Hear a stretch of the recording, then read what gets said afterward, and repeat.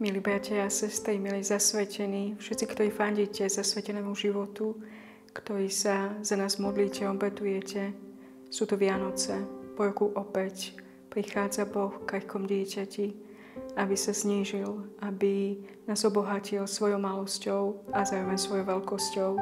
Božia láska je veľkou výzvou pre každého jedného z nás. Aj my máme kričať o tejto Božej láske, máme ju znášať všade tam, kde prichádzame, kde nás On posiela. Spolu s Vianocami je tu aj záver kalendárneho roka, ktorý bol veľkým darom pre nás zasvetených. Svätý otec František vyhlásil tento rok za rok zasveteného života.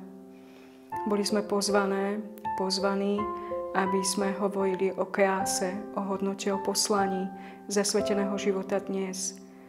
Bola to výzva v prvom rade do našich radov, do radov zasvetených, obnoviť naše zasvetenie ako osoby, ako komunity, ako inštitúty, ale zároveň aj komunikovať iným to, čo žijeme, kým sme a komu slúžime.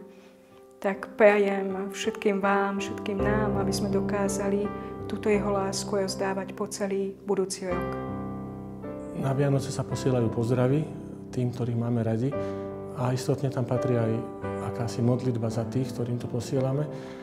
Chcem všetkým zasveteným na Slovensku, reholníkom, reholničkám zablahoželať, zapriať požehnané Vianoce, aby sme aj tieto Vianoce prežili s takým vedomím, že Boh sa stal človekom.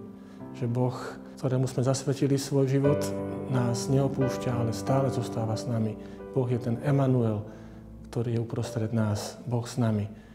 Nech sa Ježiš narodí v každom z nás a nech tieto Vianoce sú opäť požehnané sviatky a šťastný nový rok všetkým.